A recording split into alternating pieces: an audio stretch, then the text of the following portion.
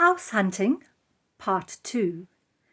In our last story, the Nibbles family decided they needed to move to a bigger house. Wally and Molly have drawn up a wish list of all the things they're looking for in their perfect dream home. And so the mice start house hunting. Not for any old house, but a very special home. There seem to be numerous log houses for sale. Wally and Molly view them all. They start off by looking at Squirrels' multi-story condominium. It's pretty, but Molly suspects the neighbours would be noisy.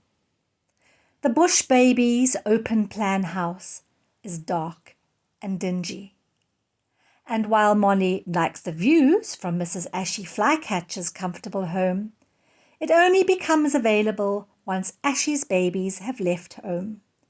Besides, the Nibbles have lived in a log house before, and they know that they tend to be very damp and full of bugs. Nope, none of these will do.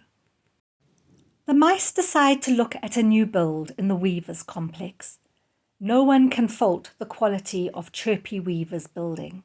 He is highly skilled, and all his homes undergo vigorous quality control by Mrs. Weaver. If she thinks that they're not good enough, she tells Mr. Weaver to start again. The Weavers' nests are beautiful, but they're not big enough to accommodate the Nibbles family. And as Molly says, they're more suitable to young high flyers than a large family of mice.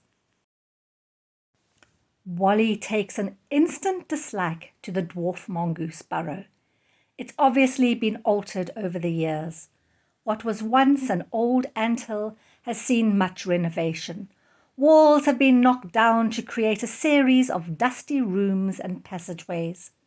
It's a rambling, badly planned home. Wally tries not to wrinkle up his nose at the smell in the burrow.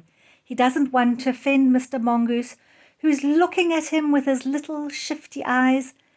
Wally suspects Mr. Mongoose is hungry and eyeing him up for a snack. It's only later that Wally finds out that dwarf mongoose spray a smelly liquid from a gland beneath their tails to mark their territories.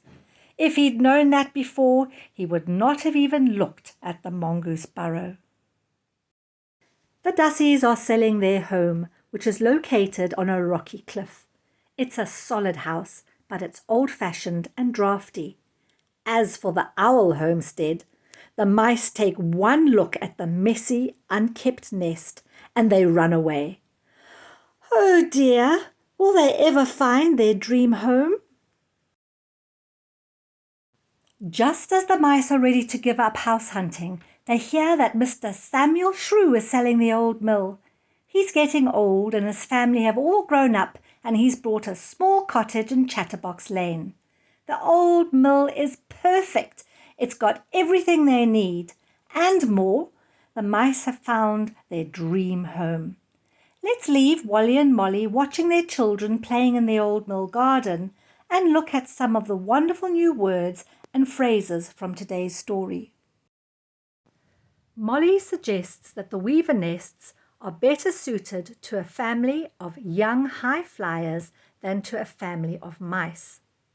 Now, birds do fly high, but when she uses the term high flyers, she is meaning a person, or in this case a mouse, who is very ambitious, competitive, somebody who works very hard to succeed in their career. Marking territory. Humans mark their territories by putting up walls and fences around their property to let others know that everything within the walls belongs to them.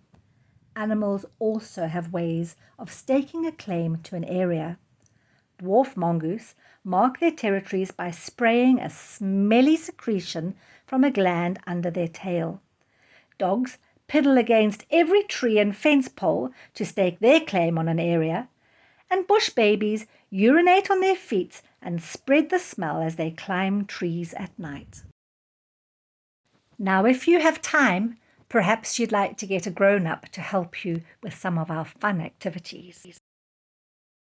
With a little bit of imagination, you can transform an old cardboard box into a magnificent home, making it as simple or as complex as you want.